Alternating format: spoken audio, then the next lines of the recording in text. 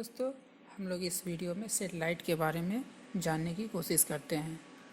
पृथ्वी के चारों ओर कोई भी ऑब्जेक्ट घूम रहा है तो हम लोग उसे पृथ्वी का सैटेलाइट बोल सकते हैं।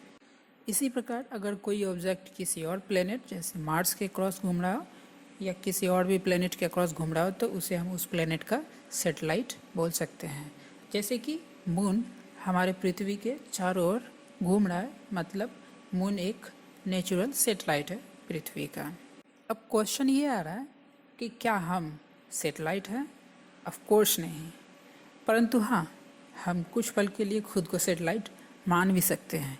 कैसे?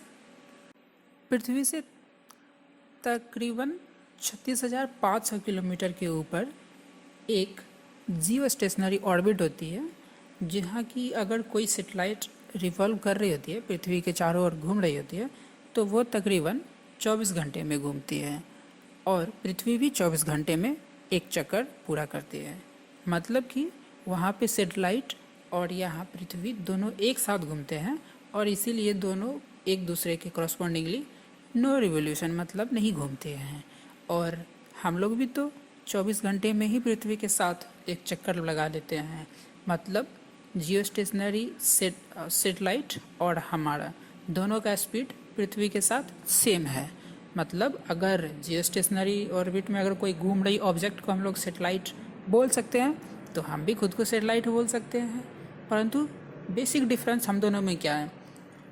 वो जियो स्टेशनरी सैटेलाइट वो तकरीबन हमसे 36,500 किलोमीटर की दूरी पे है पृथ्वी के सरफेस से, और हम पृथ्वी के बिल्कुल सरफेस पे ही हैं।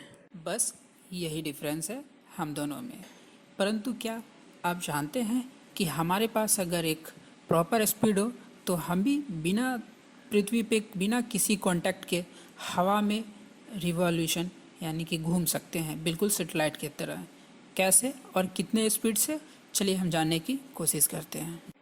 आप लोगों ने फोर्स का नाम सुना ही होगा, ग्रेविटेशनल फोर्स, जो कि डिफाइंड किया जाता है G(m1m2) divided by are square, और एक सेंट्रीपिटल फोर्स होती है जिसे कि हम लोग mv²/r से डिफाइन करते हैं। आप फिजिक्स में ये फार्मूला बहुत ही आसानी से ढूंढ सकते हैं। और अगर ग्रेविटेशनल फोर्स और सेंट्रीपिटल फोर्स दोनों बराबर हो जाए तो उस वेलोसिटी के साथ हम लोग पृथ्वी पर हवा में घूम सकते हैं। और अगर आप यहाँ पे वेलोसिटी निकालने की कोशिश करेंगे तो velocity is equal to √Gm divided by r defined कर सकते हैं। और पृथ्वी का रेडियस हमें पता है 6378.1 किलोमीटर है, और ग्रेविटेशनल कांस्टेंट g की भी वैल्यू हमें पता है, जो कि 6.674 इंटू 10⁻11 मीटर क्यूब पर kg सेंटीमीटर स्क्वायर होता है। और पृथ्वी का वेट यानी कि मास भी हमें पता है 5.972 इंटू 10⁻4 kgm। इस प्रकार से हम लोग इसका वेलोसिटी हम लोग निकाल सकते हैं, और जो कि आप खुद कैलकुलेट कर सकते हैं। ये करीब करीब 7.9 किलोमीटर पर सेकेंड आती है। इसका क्या मतलब है दोस्तों? इसका सीधी सी मतलब ये है कि अगर हमारे पास 7.9 किलोमीटर पर सेकेंड की स्पीड है तो हम लोग हवा में ग्राउंड पे भी घूम सकते हैं, उड़ सकते हैं, और हम लोग कभी भी नीचे नहीं आएंगे। ऐसा क्यों दोस्तों? चलिए हम लोग जानने की कोशिश करते हैं। अगर हम सपोज 10 मीटर के हाइट पे यानी कि छत के हाइट पे भी अगर हम लोग इस स्पीड से यानी कि तकरीबन 8 किलोमीटर पर सेकेंड के स्पीड से अगर घूम रहे हैं तो जैसे ही हम नीचे आएंगे उसी टाइम में पृथ्वी भी उतना ही नीचे आ चुका होगा। क्यों? क्योंकि पृथ्वी का सरफेस फ्लैट नहीं है, ये बिल्कुल कर्व है, एक स्फीयर है पृथ्वी। इसीलिए जैसे ही पृथ्वी का पृथ्वी नीचे आ रही है वैसे ही हम लोग भी नीचे आ रहे हैं। इसीलिए हम लोग इस स्पीड के साथ पृथ्वी का चक्कर लगा सकते हैं, वो भी बिना पृथ्वी पे गिरे हुए हैं। तो ये हमारी परंतु इतना हमारे पास वेलोसिटी होनी चाहिए। अब सपोज़ कि हमें अगर किसी ऊपर ऑर्बिट में जानी हो तो हमें हायर स्पीड चाहिए होगा, और नीचे अगर आनी हो तो हमारी स्पीड कम करना होगा। इसे आप सिंपल भी समझ सकते हैं।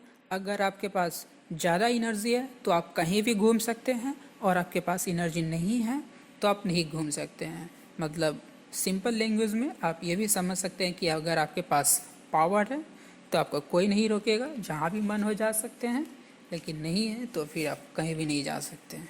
और यही तो नेचर है। चलिए दोस्तों, अब हम लोग time for one revolution calculate करने की कोशिश करते हैं। अगर हमारे पास सपोज 7.9 किलोमीटर पर सेकेंड की स्पीड है, यानी कि इस स्पीड से अगर कोई ऑब्जेक्ट पृथ्वी पे भी घूम रहा है तो वो बिल्कुल एक सैटेलाइट की तरह 10 मीटर के हाइट पे भी पृथ्वी के चारों ओर घूम सकता है। लेकिन उसे कितना टाइम लगेगा, तो आप एक सिंपल फार्मूला समय is equal to distance by velocity से आप निकाल सकते हैं। यहाँ पे डिस्टेंस 2πr और वेलोसिटी ऑलरेडी हमारे पास कैलकुलेटेड है, तो अगर आप कैलकुलेट करेंगे तो ये 84 मिनट आएगा।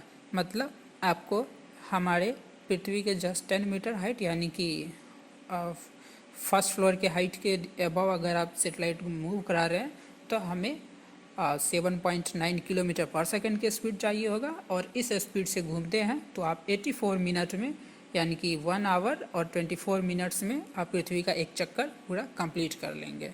बस यही हमारा सेटेलाइट का कॉन्सेप्ट है। अब सेटेलाइट जो हमारा इसरो या फिर और भी दूसरी स्पेस एजेंसीज लॉन्च करती है, उसकी हाइट हमारे ग्राउंड लेवल से बहुत ज़्यादा होती है, कई सौ हज़ारों किलोमीटर्स में भी हो सकती है। जैसे कि ISS यानी कि इंटरनेशनल स्पेस स्टेशन, जो कि 422 किलोमीटर की हाइट पृथ्वी से है, और उस हाइट पे, उस ऑर्बिट में ISS रिवॉल्व करती है, जिसका कि स्पीड 7.66 किलोमीटर पर सेकेंड है, और इसका टाइम रिवॉल्यूशन 93 मिनट्स है। मतलब 93 मिनट्स में ये एक बार पृथ्वी को रिवॉल्व कर लेती है। इसी प्रकार से जियो स्टेशनरी सेटेलाइट, जिसका कि एल्टीट्यूड 36,500 किलोमीटर होता है, और ये 1 आवर में एक रिवोल्यूशन कंप्लीट करता है। इसी प्रकार दोस्तों, और भी किसी भी ऑर्बिट में आप टाइम और वेलोसिटी आप कैलकुलेट कर सकते हैं कि कितना टाइम और वेलोसिटी लगेगा सेटेलाइट को 1 रिवोल्यूशन कंप्लीट करने में। मून की हम लोग बातें करें तो मून एक नेचुरल सेटेलाइट है जो कि बहुत ही दूर है हमारे पृथ्वी से, तकरीबन 3,84,400 किलोमीटर की दूरी पर है, और इसे रिवॉल्व करने के लिए पृथ्वी के चारों तरफ एक बार 1 मंथ के अराउंड टाइम लग जाता है, एक्यूरेट 27 डेज, और इसकी वेलोसिटी 3700 किलोमीटर पर आवर है। तो फाइनली दोस्तों, अगर आपके पास लगभग 7.9 किलोमीटर पर सेकेंड की स्पीड है तो आप पृथ्वी के चारों ओर 10 मीटर की हाइट, यानी कि छत की हाइट पे भी सेटेलाइट की तरह घूम सकते हैं। और अगर नहीं है, इससे कम है, तो आप बिल्कुल पृथ्वी पे रहेंगे, और इससे ज़्यादा है तो आप किसी और ऑर्बिट में, या बहुत ज़्यादा है तो आप इसके वेलोसिटी यानी कि 11.2 किलोमीटर पर सेकेंड की भी वेलोसिटी प्राप्त कर सकते हैं, तो वो आप बाहर चले जाएंगे अल्टीमेटली। चलिए, जाते जाते हम आपको ये बताते चलें कि सबसे पहला सैटेलाइट स्पुतनिक 1959 में रसिया द्वारा छोड़ा गया था।